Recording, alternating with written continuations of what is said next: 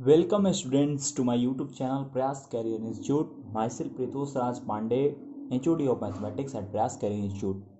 So students, now we are going to start a very wonderful chapter and very interesting chapter of mathematics, coordinate geometry. Students, ये एक ऐसा chapter है जो कि maths में अगर आप ये चैप्टर पढ़ लेते हैं तो आपको मैथ बहुत ही इंटरेस्टिंग लगेगा स्टूडेंट्स। ये बहुत ही साधारण और एक अच्छा चैप्टर माना जाता है इसको मैथ्स का। ये पूरा मैथ कंट्रोल करता है। ठीक है स्टूडेंट्स, तो हम किस चैप्टर की बात कर रहे हैं? Coordinate geometry. आपको 10th तक ये ज्योमेट्री बहुत डरवाया होगा, बहुत बार आया होगा और कोऑर्डिनेट के साथ भी आया होगा तो थोड़ा सा मज़ा आ गया होगा, क्योंकि एक्स वाई की बात हो रही होगी कि 2,3 की स्क्वायर एंड मलाई करेगा, -2, -3 की स्क्वायर एंड मलाई करेगा। इतना तक आपको कोऑर्डिनेट ज्योमेट्री सिखा दिया जाता है। ठीक है स्टूडेंट्स, इतना बेसिक आपको आता होगा, डिस्टेंस फार्मूला वगैरह।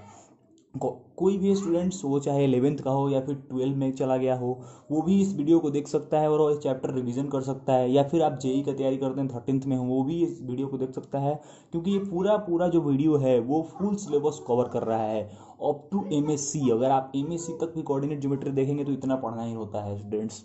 तो इस बात को आप लोग याद रखें कि जो भी हमारा कंटेंट्स रहता है वो अप टू जेई लेवल रहता है, या फिर आपको एनडीए का एग्जाम देना है, या फिर आपको बीएचयू का एग्जाम देना है, या फिर जो भी कॉम्पिटेटिव एग्जाम देना है, छोटा लेवल पे भी 10th लेवल पे भी कॉम्पिटेटिव एग्जाम देना है, तो उससे कोऑर्डिनेट ज्योमेट्री का सवाल आता ही आता है। जैसे कि सीएचएस का एग्जाम हो गया, या फिर कोई भी ओलंपियाड का एग्जाम देना चाहते हैं, जेई मेंस में तो आता ही आता है। ठीक है स्टूडेंट, तो हम लोग स्टार्ट करते हैं कोऑर्डिनेट ज्योमेट्री।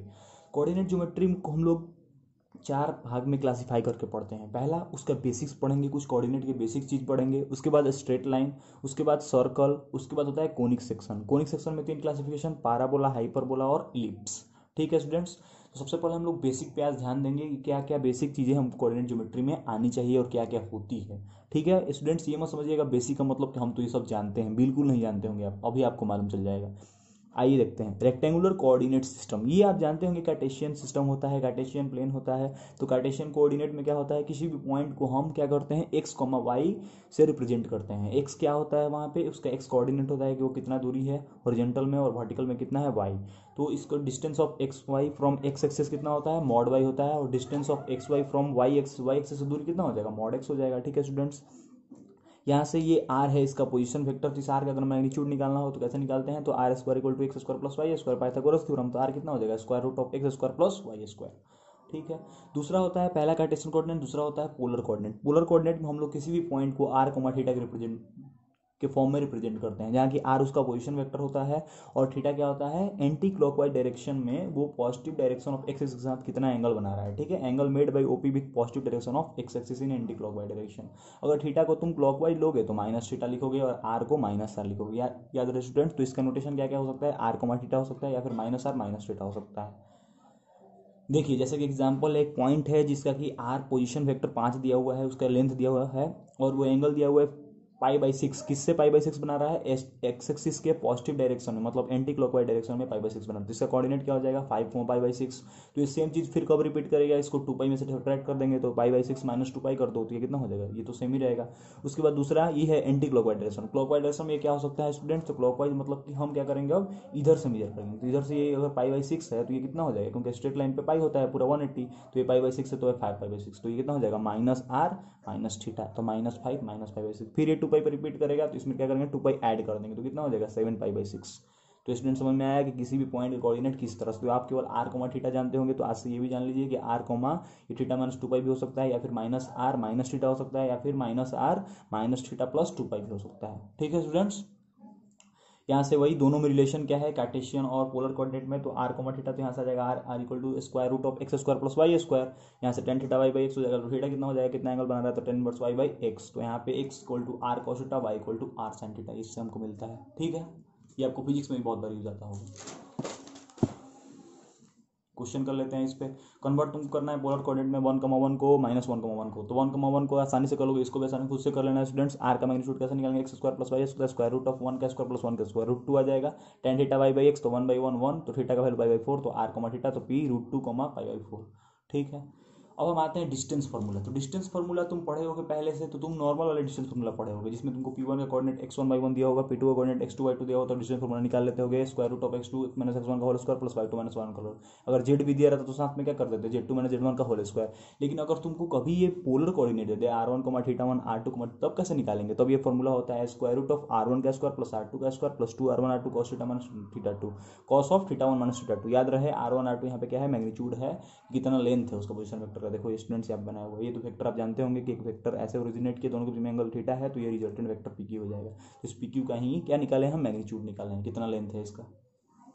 अब एप्लीकेशन क्या होता है डिस्टेंस फार्मूला की, हम लोग देखेंगे। तो डिस्टेंस फार्मूला का एप्लीकेशन क्या होता है स्टूडेंट्स, तो कॉलिनियरिटी ऑफ 3 पॉइंट, 3 पॉइंट कब कॉलिनियर है ये चेक करने। कॉलिनियर मतलब क्या होता है, तीनों सेम स्ट्रेट लाइन में लाई करना चाहिए। तो ये कैसे चेक कर सकते हैं, तो AB + BC = AC। तो यहाँ हम लोग दूरी फार्मूला लगाएंगे, या फिर देखिए यहाँ पे BA + AC = क्या हो जाएगा, BC हो जाएगा। ये केवल एक तरीका नहीं है कॉलिनियरिटी चेक करना है, कॉलिनियरिटी चेक करने का बहुत सारा तरीका आपको बताया जाएगा। पूरा कोऑर्डिनेट आप पढ़ लीजिएगा तो कम से कम 5 तरीका आपको आएगा कॉलिनियर चेक करने का। तो देखिए दूसरा तरीका क्या है कि अगर कोऑर्डिनेट दिया रहे तो हम क्या कर देंगे, इसका स्लोप = इसका, क्योंकि स्ट्रेट लाइन है, स्ट्रेट लाइन है मतलब क्या, सबका स्लोप क्या होगा, बराबर होगा। मतलब AB का जो स्लोप आएगा वही BC का स्लोप आएगा। और कभी भी एक पॉइंट x1, y1 दिया हुआ है, दूसरा पॉइंट x2, y2 दिया हुआ है, तो स्लोप को m से डिनोट करते हैं। स्लोप निकालने का तरीका होता है y2 - y1 बटा में x2 - x1। ये भी आपको स्ट्रेट लाइन जब पढ़ाएंगे तो बताएंगे। जैसे कि एग्जाम्पल 2, 3 और 4, 5 कोई 2 पॉइंट दिया हुआ है, दोनों का स्लोप निकालना है। तो स्लोप का फॉर्मूला क्या, y2 - y1, y कोऑर्डिनेट घटा दीजिए दोनों का, तो 5 - 3 और x घटा दीजिए, तो कितना आ जाएगा स्टूडेंट्स, 2/2, तो 1 हो जाएगा। ठीक है, तो इसका स्लोप क्या हुआ, 1 हुआ। इसका मतलब कि स्लोप को ही tan थीटा, ये सब चीज़ भी हम स्ट्रेट लाइन बताएंगे। m हो जाता है tan थीटा, इसका मतलब कि tan थीटा का वैल्यू कितना हो गया, 1। तो थीटा कितना हो गया, 45। इसका मतलब कि इसका स्लोप 45, इसका मतलब कि क्या कर रहा है, 45 डिग्री एंगल बना रहा है एक्स एक्सिस के साथ एंटी क्लॉकवाइज डायरेक्शन में। ठीक है, अब हम क्या जान सकते हैं डिस्टेंस फार्मूला से, नेचर ऑफ ट्रायंगल भी जान सकते हैं कि ट्रायंगल दिया हुआ ट्रायंगल इक्विलेटर है कि नहीं। कैसे भाई, तो सब साइड उसका इक्वल है कि नहीं, एंगल इक्वल है कि नहीं, मीडियन ऑल इक्वल है कि नहीं। तो ये जानते हो तुम, इक्विलेटर ट्रायंगल का सब साइड इक्वल होता है, सब एंगल इक्वल होता है। ये मान लो एल्टीट्यूड का लेंथ P दिया हुआ है, तो एल्टीट्यूड के टर्म में कैसे एरिया निकालते हैं, तो P के यहाँ से वैल्यू कितना आता है, √3/2 याद रखना स्टूडेंट्स। तो A को इसमें कन्वर्ट कर लिए, एरिया का फॉर्मूला हम जानते हैं √3/4a²। तो यहाँ से एरिया का फॉर्मूला आ जाएगा P²/√3, where P is the length of altitude. कभी कभी आपको एग्जाम में डायरेक्टली एल्टीट्यूड का लेंथ दे देगा, पूछ देगा, तो आप याद रखेंगे। फिर देखिए आइसोस्केलेस ट्रायंगल कैसे पहचानेंगे। तो आइसोस्केलेस ट्रायंगल क्या होता है, जिसमें 2 साइड या फिर 2 एंगल या फिर 2 मीडियम बराबर होता है। तो क्या करेंगे, इसका लेंथ निकाल लेंगे, इसका लेंथ निकाल लेंगे, दूरी फॉर्मूला निकाल के और चेक कर लेंगे बराबर आ रहा है कि कोई 2 बराबर आएगा, तो आइसोस्केलेस ट्रायंगल। एक्यूट और ऑब्ट्यूज कैसे जानते हैं, तो इसमें क्या करना पड़ता है, ABC तीनों का लेंथ निकाल लीजिए, तीनों साइड का। ABC छोटा है, छोटा ABC आप पढ़े होंगे सोल्यूशन ऑफ ट्रायंगल चैप्टर में। ये A होता है, B की सामने B, C होता है। 11th स्टूडेंट्स आप नहीं पढ़े होंगे तो आपको हम सोल्यूशन ऑफ ट्रायंगल पढ़ाएंगे, टेंशन नहीं लेना है। तो ABC हो जाएगा। तो find largest angle by cosine rule. तो कोसाइन रूल से आप सबसे बड़ा वाला एंगल निकाल लीजिए। और सबसे बड़ा वाला एंगल क्या है, एक्यूट, तो एक्यूट ट्रायंगल सबसे बड़ा वाला एंगल। अगर ऑब्ट्यूज आया तो ऑब्ट्यूज ट्रायंगल। अब कोसाइन रूल क्या होता है, तो कोसाइन रूल एक रूल होता है जिसमें हम किसी भी ट्रायंगल के इंटरनल एंगल को निकाल सकते हैं। ये क्या रूल कहता है कि अगर ABC ट्रायंगल दिया हुआ है तो A के सामने वाले भुजा का लेंथ A है, B के सामने वाले एंगल B है और C के सामने वाले भुजा का लेंथ C है, छोटा C है। तो cos A = क्या होता है फॉर्मूला, देखिए cos A, तो जो एंगल इसको कंसाइड कर रहा है, इसका हम डेरिवेशन भी करवाएंगे सोल्यूशन ऑफ ट्रायंगल में, टेंशन नहीं लेना है। तो cos A कितना हो जाएगा, जो एंगल जो साइड इस एंगल को बनाता है, दोनों का स्क्वायर का सम कर दो, B² + C²। जो सामने वाला है उसको घटा दो, -A²। जिसका सम किए हो उसको 2 के प्रोडक्ट में लिख दो, 2BC। वैसे अगर आपको B निकालना हो तो cos B = देखो A² + C² माइनस का B² बटा में 2AC। वैसे ही C निकालना हो तो C किस किस से बन रहा है, A और B से, तो A² + B² माइनस C² बटा में 2AB। ठीक है स्टूडेंट्स। अब देखिए question, if 2 vertices of equilateral triangle are 0, 0 and 3, √3 then find the third vertex. कह रहा है तीसरा वर्टेक्स निकालिए। देखिए कभी भी क्वेश्चन हम कराते हैं वीडियो में तो आपको क्या करना है, पॉज करना है वीडियो 1 मिनट के लिए, 20 सेकंड के लिए, 30 सेकंड के लिए, जितना भी आपको टाइम लगेगा, खुद से पहले ट्राई कीजिए। तो एक वर्टेक्स दिया हुआ है 0, 0, दूसरा वर्टेक्स दिया हुआ 3, √3। तो सबसे पहला क्या काम करेंगे, हम इसको रिप्रेजेंट करेंगे कहाँ पे, कार्टेशियन प्लेन पर। तो रिप्रेजेंट करना है तो स्टूडेंट्स देख लीजिए, ये क्या है 0, 0, इधर कहीं होगा 3, √3 फर्स्ट क्वाड्रेंट में। तो क्या करेंगे, इसको पोजीशन वेक्टर छोड़ देंगे। इसका लेंथ निकाल सकते हो, XY दिया हुआ है तो √(x²) इसका लेंथ आ जाएगा √12। इसका मतलब कि एक साइड इसका √12 है, तो दूसरा साइड अगर हम कहीं √12 बना दें तो √12 तुम ऊपर बना सकते हो या फिर इधर बना सकते हो। तो हम क्या किए, एक बार ऊपर बना दिए √12, ये भी क्या होना चाहिए, √12 होना चाहिए। तो एक इक्विलेटरल हुआ, इसका मतलब कि एक वर्टेक्स कितना आ गया, 0, √12। एक ये आंसर संभव है। दूसरा कोई लड़का ने क्या किया कि इधर √12 नहीं ले लिया, इधर √12 ले लिया। तो ये √12 लेगा तो तुम क्या होगा, देखो तो ये इसका मिरर इमेज है क्या, एक्स एक्सिस के अबाउट। तो ये 3, √3 है, तो ये कितना हो जाएगा 3, -√3, क्योंकि ये फर्स्ट क्वाड्रेंट में है तो x, y, तो फोर्थ क्वाड्रेंट में क्या होता है x माइनस वाई, वाई केवल निगेटिव हो जाता है, तो या तो इसका आंसर 0,√12 हो जाएगा या फिर इसका आंसर 3,-√3 आ जाएगा। ठीक है स्टूडेंट, इस तरह का ही क्वेश्चन आपको एनडीए और जेईई में पूछा जाता है। ठीक है, जिसमें आपको सोचना पड़ेगा, डायरेक्टली आप आंसर नहीं टिक कर सकते हैं। अब देखिए नेचर ऑफ क्वाड्रिलेटरल। क्वाड्रिलेटरल हमको जहाँ तक उम्मीद है सबको मालूम होगा कि 4 साइड से बनने वाला कोई भी एक ज्योमेट्रिकल क्लोज ज्योमेट्रिकल फिगर को हम क्वाड्रिलेटरल बोलते हैं। तो क्वाड्रिलेटरल में या तो सब साइड बराबर होगा या फिर अपोजिट साइड बराबर होगा। अगर सब साइड बराबर होगा तो या तो स्क्वायर होगा या फिर रोम्बस होगा। स्क्वायर तब होगा जब उसका डायगोनल बराबर होगा, डायगोनल बराबर नहीं होगा तो रोम्बस होगा। रोम्बस के बारे में, अगर रोम्बस का डायगोनल का लेंथ d1 d2 दिया रहेगा तो एरिया कितना होता है, हाफ d1 d2 होता है। ठीक है स्टूडेंट्स, अब दूसरे बात क्या करते हैं, उसका अपोजिट साइड केवल बराबर होगा। तो केवल अपोजिट साइड बराबर होगा मतलब कि A B equal to C D और A D equal to B C. तो या तो रेक्टेंगल होगा या फिर पैरेललोग्राम। रेक्टेंगल तब होगा जब उसका डायगोनल बराबर होगा, जब उसका डायगोनल बराबर नहीं होगा लेकिन डायगोनल जो होगा वो पॉइंट ऑफ इंटरसेक्शन पे बाइसेक्ट करता होगा। इसका मतलब कि ये वाला पार्ट इसके बराबर, ये वाला पार्ट इसके बराबर, तो ये होता है पैरेललोग्राम। यहाँ तक समझ में आ गया कि रेक्टेंगल किस तरह से क्वाड्रिलेटरल को क्लासिफाई करते हैं। जब पूरा साइड बराबर तो या तो स्क्वायर होगा, रोम्बस होगा। स्क्वायर तब होगा जब डायगोनल बराबर, डायगोनल बराबर नहीं तो रोम्बस। फिर अगर अपोजिट साइड बराबर है तो, अगर डायगोनल बराबर है तो रेक्टेंगल, डायगोनल बराबर नहीं है तो पैरेललोग्राम। अब एक स्पेशल ज्योमेट्रिकल फिगर होता है काइट। ठीक है स्टूडेंट, जो आप पतंग उड़ाते हैं, तो काइट का क्या प्रॉपर्टी होता है कि काइट में भी यही होता है। देखिए ये साइड इस साइड के बराबर होता है, ये साइड इस साइड के बराबर होता है। और इसमें एक खास बात होता है कि इसका कोई एक डायगोनल जो होता है वो पूरे फिगर को 2 इक्वल भाग में डिवाइड करता है। Only one diagonal of a kite divide the whole kite in 2 equal parts. याद रखेंगे स्टूडेंट्स। ठीक है, देखिए एक नोट दिया हुआ है, जहाँ भी नोट दिया हुआ है आपको ये टेंशन हो जाना चाहिए कि कोई ना कोई इंपॉर्टेंट कंसेप्ट बताने वाला है। If the distance between two pair of opposite sides of parallelogram is equal, then it is rhombus। कह रहा है कि एक पैरेललोग्राम दिया हुआ है ए बी सी डी और उसके दो अपोजिट साइड के बीच का, ये pair of opposite side A B C D और ए डी बी सी, ये दोनों क्या है, अपोजिट साइड का पेयर है। तो इसका इन दोनों के बीच में दूरी P2 है, इन दोनों की दूरी P1 है। तो इन दोनों का अगर बराबर है P1 P2 तो वो क्या होगा, is equal, then it is rhombus. तो ये रोम्बस होगा। और उस रोम्बस का एरिया कैसे निकालेंगे, तो directly P1 P2 cosec theta. ठीक है स्टूडेंट्स, यहाँ के थीटा दोनों के बीच में एंगल दिया रहेगा। ठीक, अब आते हैं सेक्शन फार्मूला। यहाँ से आपका कोऑर्डिनेट का थोड़ा थोड़ा स्टार्ट हो गया। सेक्शन फार्मूला क्या कहता है कि आपको 2 पॉइंट दिया हुआ है ए बी, ए का कोऑर्डिनेट दिया हुआ है x1 y1, बी का कोऑर्डिनेट दिया हुआ है x2 y2, और कोई पॉइंट p है जो इसको इंटरनली m1:m2 रेशियो में डिवाइड कर रहा है। मतलब कि m1/m2 रेशियो का मतलब क्या होता है कि अगर हम पी ए अपॉन में पी बी निकाले तो कितना आएगा, m1/m2। ठीक है, इतना के रेशियो में इसको डिवाइड कर रहा है। तो जो p का कोऑर्डिनेट होगा वो क्या होगा, जिससे कोऑर्डिनेट होता है m1x2 प्लस m2x1 बटा m1 प्लस m2, और y कोऑर्डिनेट होता है m1y2 प्लस m2। इसका मतलब कि ये पहला वाला अगर ये वैल्यू ले रहे हैं तो इसके साथ मल्टीप्लाई कर रहे हैं, फिर ये वैल्यू ले रहे हैं तो इसके साथ मल्टीप्लाई कर रहे हैं, नीचे में दोनों का सम। वैसे स्टूडेंट्स ये तो इंटरनली डिवाइड कर रहा था, मतलब कि दोनों के बीच में लाई कर रहा था। कभी कभी क्या होता है कि पॉइंट बाहर से ही इन दोनों को डिवाइड करते हैं। तो अगर वो रेशियो m1 m2 दिया रहेगा तो कुछ नहीं, फॉर्मूला में जहाँ प्लस था वो माइनस आ जाएगा। ठीक है, ये हो एक्सटर्नल डिवीजन के लिए फॉर्मूला हो जाएगा m1x2 माइनस m2x1 बटा m1 minus m2, m1y2 minus m2y1 बटा m1 माइनस m2। अब देखिए कभी कभी आपको इस तरह से कंफ्यूज कर दिया जाएगा, ए बी स्ट्रेट लाइन में दिया रहेगा, p कहीं ऊपर दिया रहेगा, पूछेगा कि डिवीजन पॉसिबल है कि नहीं। तो बिल्कुल नहीं स्टूडेंट्स, डिवीजन करने के लिए क्या होना चाहिए, कॉलिनियर होना चाहिए। ठीक है, याद रखिएगा ये बात। अब आते हैं हार्मोनिक कॉन्जुगेट। हार्मोनिक कॉन्जुगेट क्या होता है, तो ये डायग्राम देखिए, ए बी 2 लाइन सेगमेंट था। ठीक है, लाइन सेगमेंट के एंड पॉइंट्स हैं, तो 2 पॉइंट है पी और क्यू। पी जो है वो इसको इंटरनली m1/m2 रेशियो में डिवाइड कर रहा है, क्यू जो है इसको m1/m2 रेशियो में डिवाइड तो कर रहा है लेकिन एक्सटर्नली कर रहा है। तो पी और क्यू को एक दूसरे को क्या कहेंगे, हार्मोनिक कॉन्जुगेट कहेंगे। देखिए, let P and Q divide the segment A B इन m1/m2 internally and externally respectively, then P Q are called harmonic conjugate. और कभी भी हार्मोनिक कॉन्जुगेट समझ में आ गया, और कभी भी हार्मोनिक कॉन्जुगेट हुआ इसका मतलब क्या है, ए बी और ए क्यू आपस में क्या होंगे, ए पी में, एच पी में होंगे। ठीक है स्टूडेंट्स, आपको मालूम होगा कि A P G P H P 3 चीज़ होता है, अर्थमेटिक प्रोग्रेशन, ज्योमेट्रिक प्रोग्रेशन और हार्मोनिक प्रोग्रेशन। हार्मोनिक प्रोग्रेशन के बारे में आपको मालूम होगा कि 3 नंबर हार्मोनिक प्रोग्रेशन में कब होता है, ए बी सी, जब 1/b equal to 1/c plus 1/e होता है। मतलब कि इसका जो रिवर्स होना चाहिए वो किस में होना चाहिए, रेसिप्रोकल जो होना चाहिए वो ए पी में होना चाहिए। ठीक है स्टूडेंट्स, और ये भी आपको मालूम होगा कि ए बी सी अगर एच पी में है तो बी को क्या बोलते हैं, हार्मोनिक मीन बोलते हैं। और बी का वैल्यू कैसे निकालते हैं, बी इक्वल टू 2ac बटा में a प्लस सी।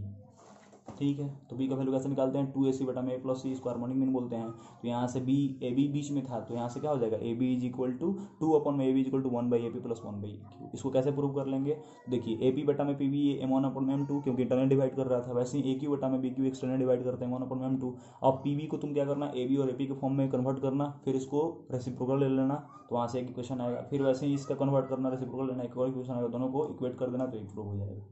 ठीक है, अब स्टूडेंट्स आइए क्वेश्चन करते हैं। Find the ratio in which line segment joining A 2,3 and B इतना is divided by X axis Y axis line point. कह रहा है कि किस रेशियो में लाइन सेगमेंट डिवाइड होगा दो पॉइंट के बीच में। तो कभी भी रेशियो वाला सवाल आए किस रेशियो में, कोई भी कॉम्पिटेटिव एग्जाम में या फिर बोर्ड के एग्जाम में आए, सबसे पहले आंख मूंद के आपको फर्स्ट स्टेप क्या होना चाहिए, let the ratio lambda is to 1। आपको लेमडा इज टू 1 मान लेना है। आपको ये नहीं सोचना है कोई इंटरनल होगा एक्सटर्नल होगा। लेमडा पॉजिटिव आ गया, जैसे अगर आंसर में लेमडा पॉजिटिव आया तो आपका इंटरनल डिवीजन होगा। लेमडा अगर नेगेटिव आया तो कौन सा डिवीजन होगा, एक्सटर्नल डिवीजन होगा। तो हम क्या कर लेंगे, ये पॉइंट हमको मालूम चल गया है कौन कौन सा पॉइंट है, 2,3 तो फर्स्ट क्वाड्रेंट में होगा, 7,-3 फोर्थ क्वाड्रेंट में होगा, लेमडा इज टू 1 हम रेशियो मान लिए हैं।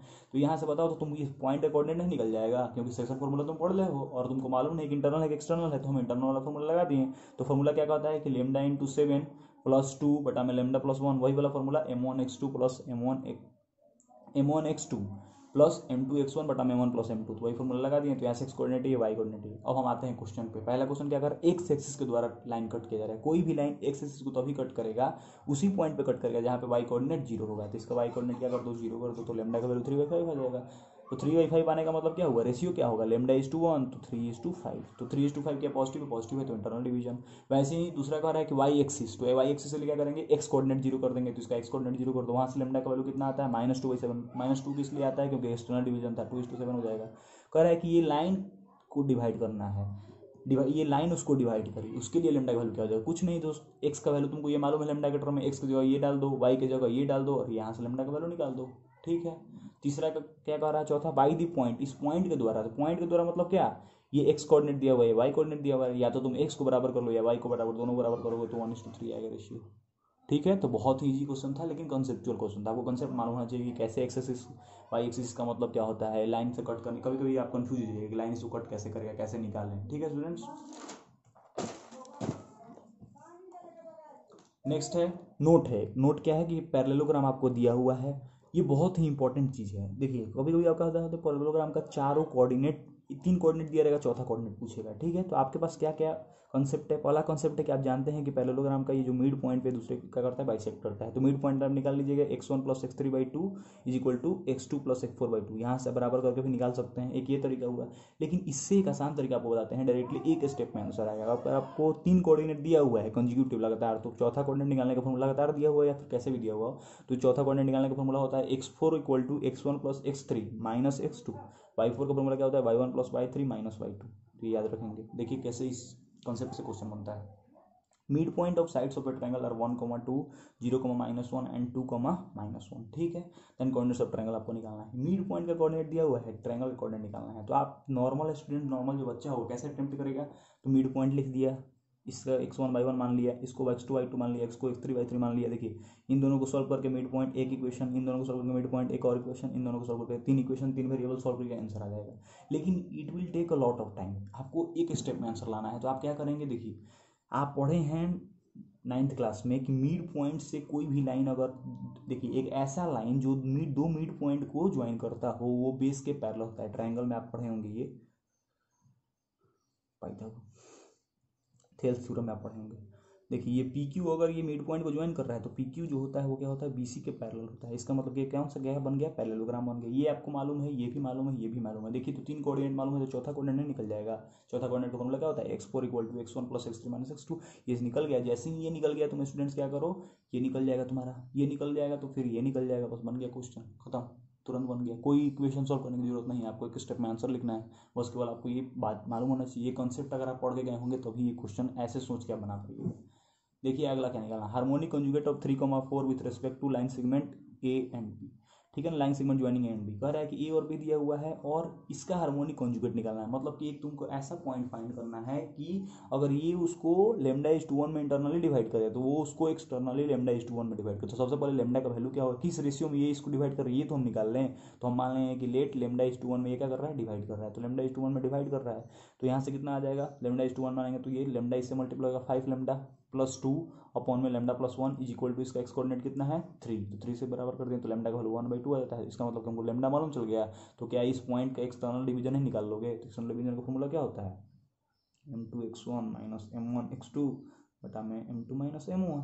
वैसे ही वाई कोऑर्डिनेट निकाल लेना, x1 की जगह y1 डाल देना, x2 की जगह y2 डाल देना।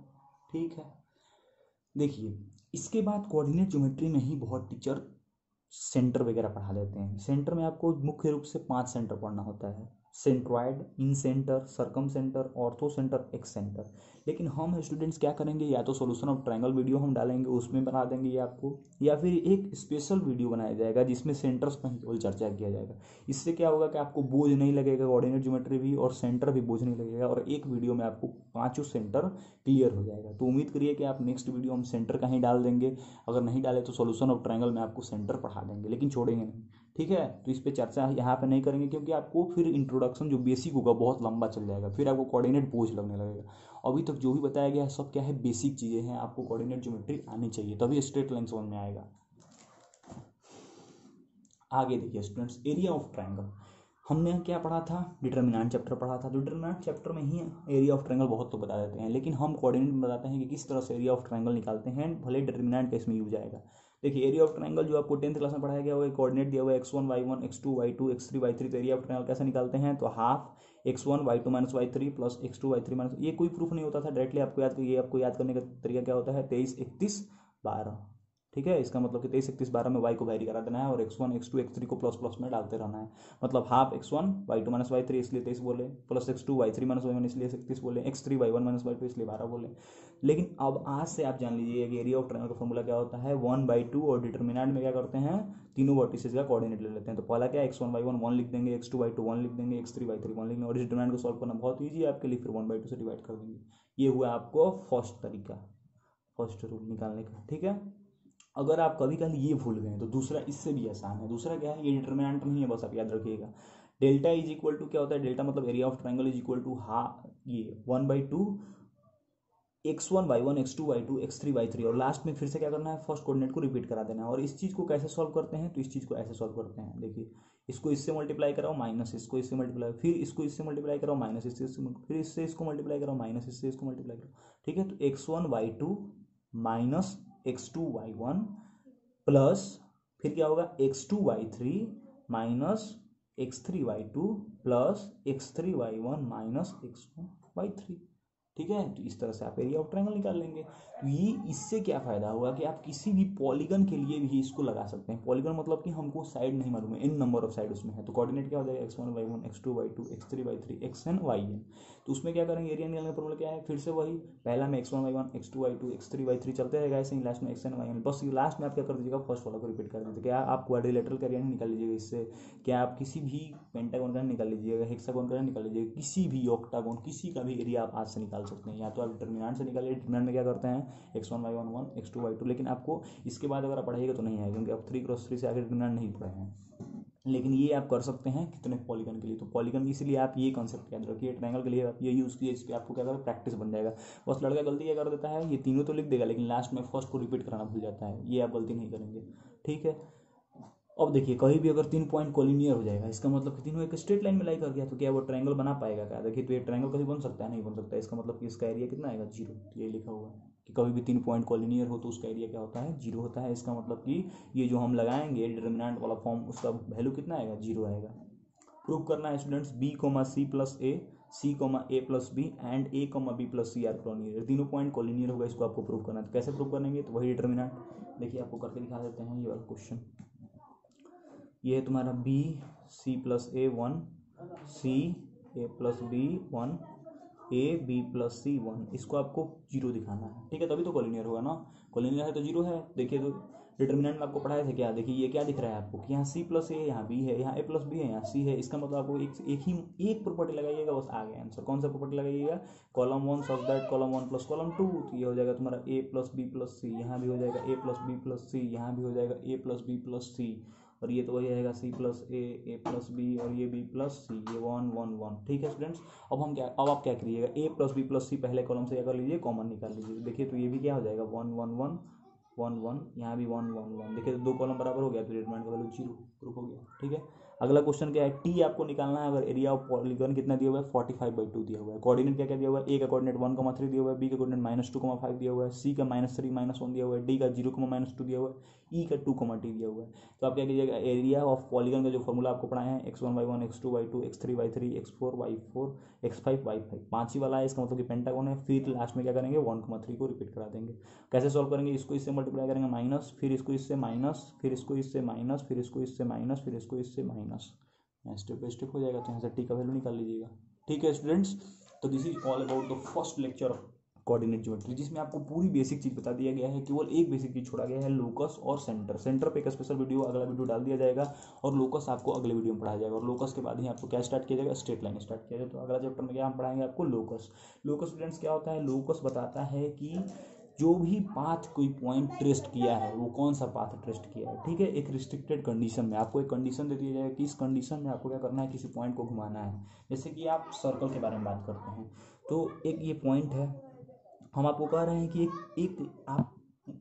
आप एक पर्सन को आपको क्या करना है, इस पॉइंट के अबाउट इस तरह से घुमाना है कि वो हमेशा इस पॉइंट से आर दूरी पर है, हमेशा इस पॉइंट से आर दूरी पर है। तो वो पर्सन किस पाथ पे घूमेगा, तो वो पर्सन हमेशा किस पाथ पे घूमेगा, सर्कुलर पाथ पे घूमेगा। यही कौन चीज़ बताता है, लोकस।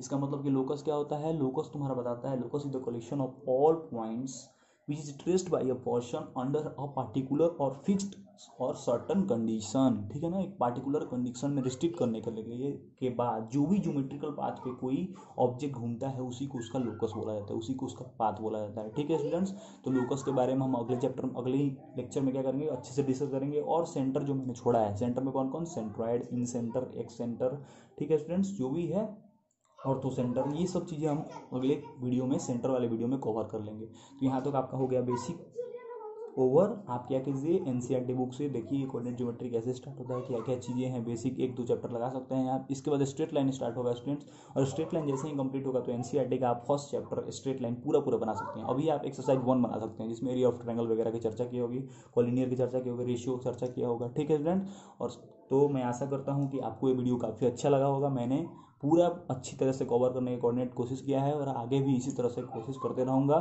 ठीक है students, so please like, subscribe और शेयर करते रहिए, क्योंकि सारा का सारा वीडियो आपको इस चैनल पे अपलोड होगा up to JEE level. Thank you students, मिलते हैं फिर नेक्स्ट लेक्चर में, सेंटर या फिर एसओटी या फिर इसी चैप्टर का लेक्चर 2 के साथ।